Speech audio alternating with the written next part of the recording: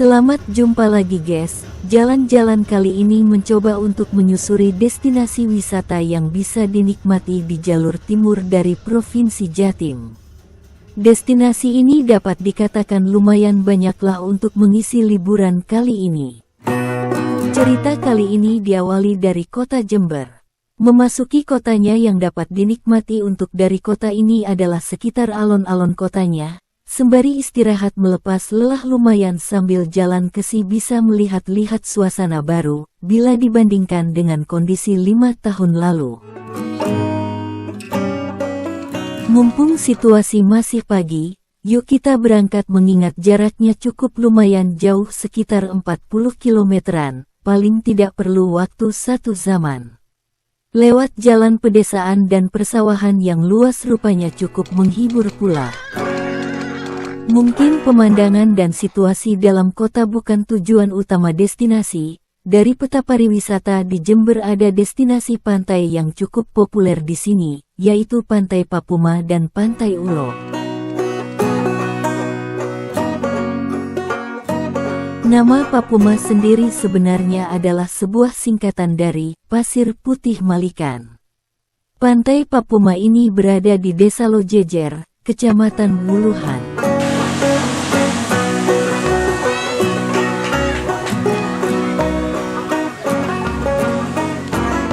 Rupanya di pelataran pantai ini sudah dilengkapi dengan ground camping, sehingga tidak heran para kaum muda juga rajin berkunjung ke pantai ini untuk mengisi waktu liburan.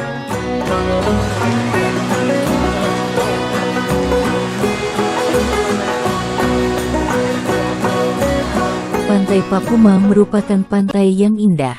Kawasan pantai ini memiliki daratan yang menjorok ke laut membuat area pantai memiliki panorama yang indah untuk dinikmati. Air pantai Papuma sangat bersih dan tenang.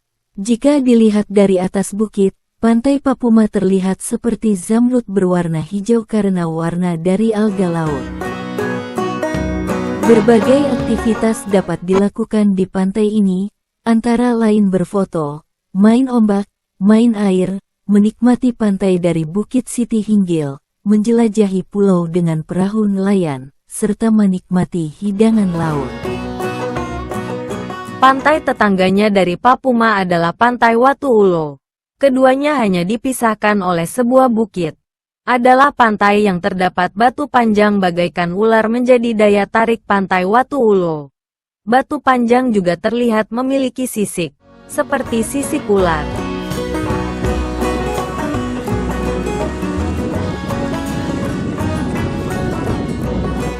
Keberadaan batu yang menjorok ke laut ini memang menjadi ciri khas.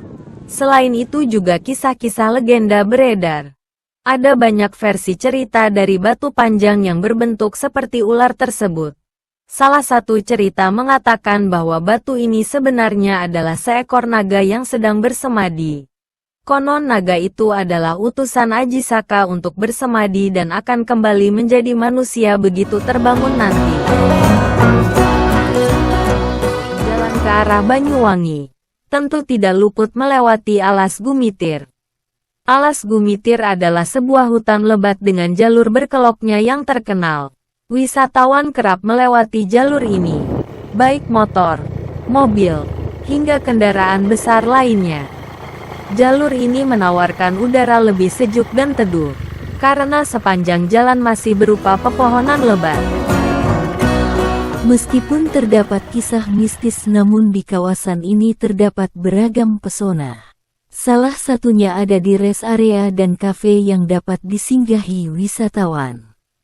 Karena jalanan yang ekstrim, tentu membutuhkan fisik yang kuat dan tidak boleh mengantuk. Sehingga wisatawan dapat rehat sejenak di rest area. Keunikan lain di kawasan rest area dan kafe ini adalah adanya kursi raksasa. Kursi raksasa ini dibuat dari kayu segawe yang berasal dari Afdeling Tanah Manis PT PN 12. Keberadaan kursi ini dapat menjadi daya tarik tersendiri. Karena dari kursi ini wisatawan dapat menikmati pemandangan indah di sekitar.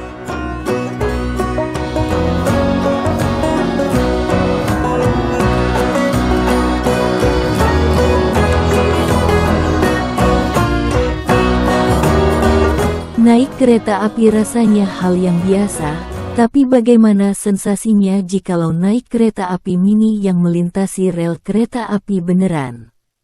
Tentunya seru banget, kita pengin sekali merasakan sensasinya dengan datang ke stasiun Kalibaru di Banyuwangi ini, kayaknya nggak bakalan begini.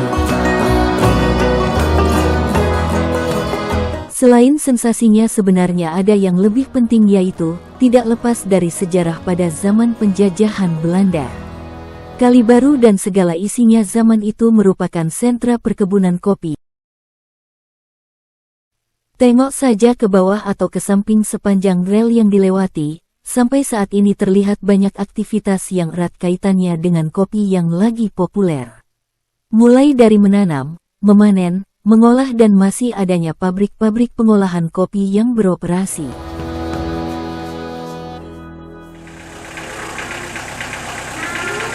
Dari dekat ternyata kereta memang kecil. Tapi dari tempat duduk yang tersedia cukuplah diisi sebanyak 5 orang penumpang. Konstruksi kabin cukuplah memadai untuk tujuan wisata, sebab jendela kabin terbuat dari kain kanvas yang dapat dibuka secara penuh sehingga wisatawan cukup nyaman dapat melihat sekelilingnya D3 ngan leluasa.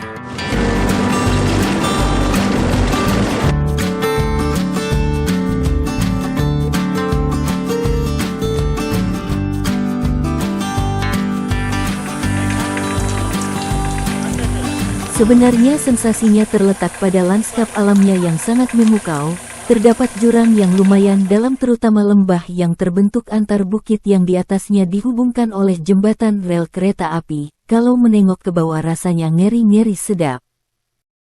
Dengan kereta mini ini kita akan menikmati pemandangan yang lumayan menggugah adrenalin. Terutama sewaktu melewati jembatan kereta api dan terowongan yang lumayan panjang. Jembatan ini rata-rata masih peninggalan zaman Belanda dulu. Dengan dibangun membentang antara dua bukit yang curam. Pemandangan ke bawah dengan jurang semalam puluhan meter rasanya seperti terbang di awan jikalau melihat ke bawah.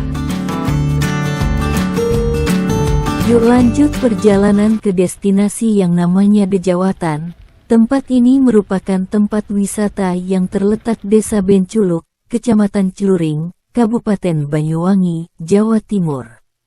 Kawasan yang sempat viral ini konon katanya mirip hutan Fangon dalam film Lord of the Rings. Destinasi populer di Banyuwangi ini menawarkan pemandangan hutan dengan pohon trembesi yang berjajar rapi dan berdahan rimbun menjuntai, saling bertemu antara ujung pohon satu dengan yang lain. Sehingga menghadirkan suasana yang menghijau dengan suasana sejuk. Maklum dulunya bagian bawah vegetasi berguna untuk melindungi tegangan pohon hasil hutan. Kawasan yang dikelola Perhutani dan Dinas Pariwisata Banyuwangi ini sangat instagramable. Pengunjung yang baru memasuki kawasan ini akan langsung tergerak untuk kamera di telepon seluler untuk selfie. Karena kawasan ini memang cocok untuk swafoto. Setelah puas menikmati keindahan alam, yuk lanjut ke kota Banyuwangi. Sampai di sini malam sudah tiba. Jangan lewatkan malam ini ke Pantai Bum. Di kawasan Pelabuhan Bum Banyuwangi ini menawarkan berbagai daya tarik wisata, termasuk pemandangan Selat Bali dan Pulau Bali, matahari terbit dan terbenam yang indah, jembatan ikonik, serta berbagai acara budaya.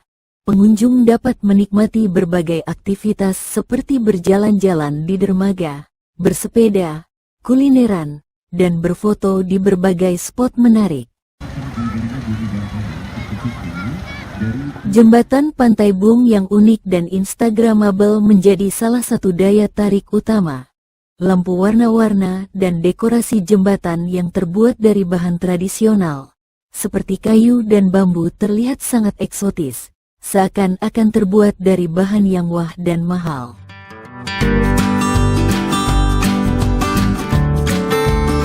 Keesokan harinya kita jalan lagi lihat-lihat budayawan. Berbicara masalah budaya Osing yang paling afdol pergilah ke Desa Kemiren. Rumah adat Osing adalah rumah yang terbuat dari kayu dan bambu. Kayu yang digunakan biasanya adalah kayu bendo dan kayu cempaka yang kuat, serta mudah ditemukan di Kabupaten Banyuwangi. Konstruksi rumah tradisional, bahwa rumah adat Osing berupa susunan 4 tiang kayu dengan sistem tanding tanpa paku, tetapi menggunakan paju atau pasak pipi. Keunikan rumah adat Osing adalah arah menghadapnya rumah ditentukan oleh hari kematian orang tua. Jika orang tua meninggal pada hari Senin, maka rumah akan menghadap ke barat.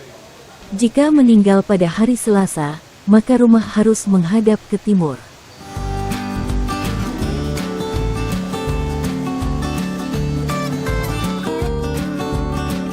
Atap baresan memiliki atap 3 yang melambangkan bahwa pemiliknya sudah mapan, secara materi berada di bawah rumah bentuk tikel balung. Atap cerocogan memiliki atap 2, yang melambangkan bahwa penghuninya adalah keluarga muda, muda-mudi yang baru saja menikah, atau keluarga yang ekonominya relatif rendah.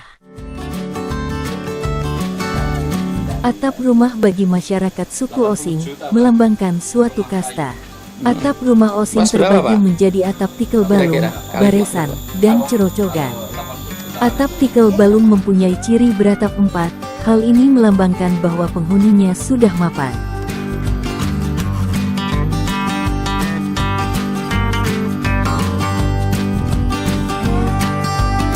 Taman Gandrung Terakota tidak hanya akan membuat pengunjung terpesona dengan deretan patung-patung penari gandrung.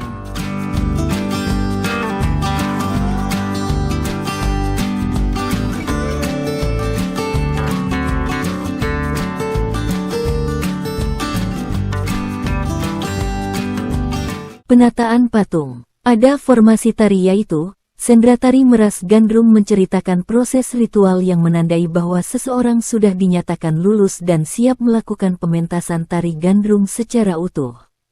Menjadi seorang gandrung tidak sekedar menarikan tari gandrung rupanya. Kalaulah harus merasa lapar atau haus, janganlah khawatir, di sini tersedia tempat ngopi dan cemilan dengan tempat duduk yang cukup nyaman dan artistik, dengan segalanya perabot berbau etnik. Sebagai terpesonanya masyarakat Banyuwangi yang agraris kepada Dewi Sri sebagai Dewi Padi yang membawa kesejahteraan bagi masyarakat Banyuwangi, maka sangat tepat bahwa penempatan terakota ini di tengah persawahan yang luas, cukup menyatu dengan alam.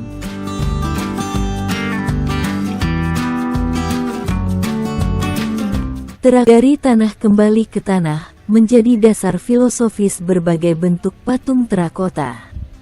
Di kolam ini penari gandrung juga menangkupkan tangan dengan arti bahwa penari gandrung siap melayani dengan sepenuh hati. Mereka akan terus berkarya dengan sepenuh hati hingga tutup usia yang ditunjukkan dengan patung penari berdiri sempurna, setengah badan hingga tenggelam ke dalam kolam.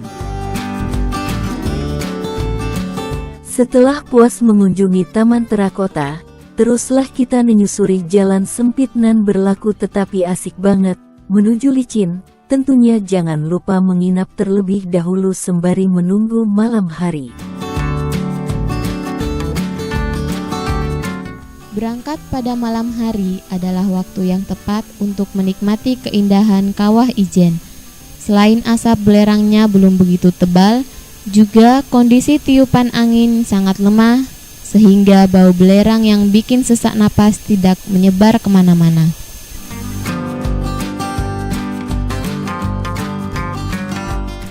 Gunung Ijen.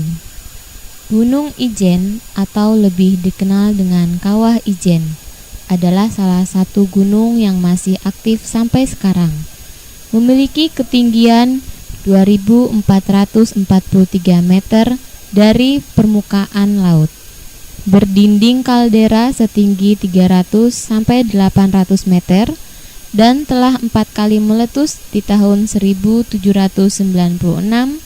1817, 1913, dan 1936.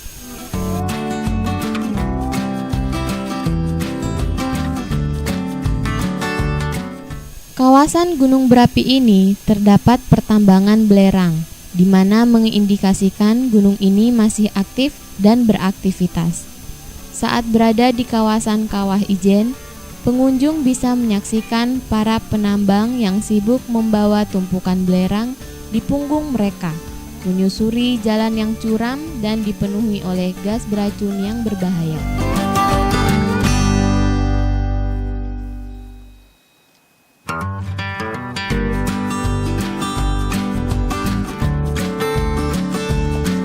Cara penambangannya cukup sederhana, yaitu lobang-lobang kepundan dipasangi pipa besi dari perunggu, dengan maksud agar uap panas yang keluar tersebut didinginkan oleh pipa itu. Dengan pendinginan, maka uap belerang akan mencair dan membeku. Lelehan dari belerang inilah yang akan ditambang dan diangkut setiap hari. Inilah suatu karunia alam. Para penambang ini tampaknya sudah kebal dengan asap yang menyengat. Buktinya mereka tidak memakai pelindung apapun dalam bekerja. Ya, apakah mereka memang betul-betul awam dalam keselamatan, atau memang bagi mereka pelindung diri adalah barang yang sangat mewah? Wallahu a'lam bishawab. Mereka mulai bekerja dari pukul 8 waktu Indonesia Barat sampai 16.00 waktu Indonesia Barat. Kemudian dilanjutkan malam hari pukul 21.30 sampai dengan pukul 8 waktu Indonesia Barat. Itu jam kerja mereka. Dan beban belerang yang mereka bawa beratnya kurang lebih 60 kg. Mereka bisa membawa sampai 4 kali pulang pergi dengan cara estafet dengan temannya. Karena kalau tidak estafet, mereka hanya bisa membawa 1-2 belerang tersebut. Cukup berat. Mereka bekerja karena harganya tak sampai 700 perak per kilonya.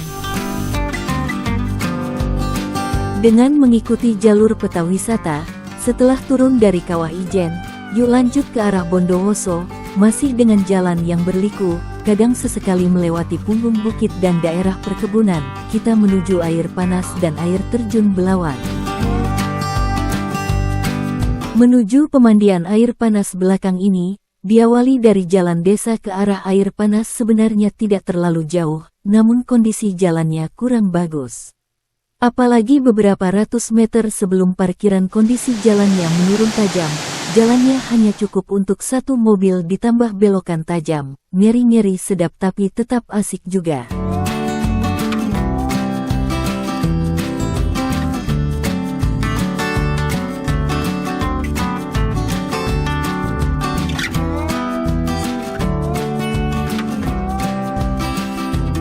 Kami sempat menelusuri sungai yang memasok air terjun Belawan ini ternyata gabungan dari 2 sungai, salah satunya Sungai Kalipait yang alirannya dari Kawah Ijen sehingga mengandung belerang. Debit airnya sangat besar dan bergemuruh apalagi malam sebelumnya hujan. Air terjun ini mempunyai ketinggian sekitar 30 meter namun cuman setengahnya yang terlihat dari pinggir antara 2 lembah.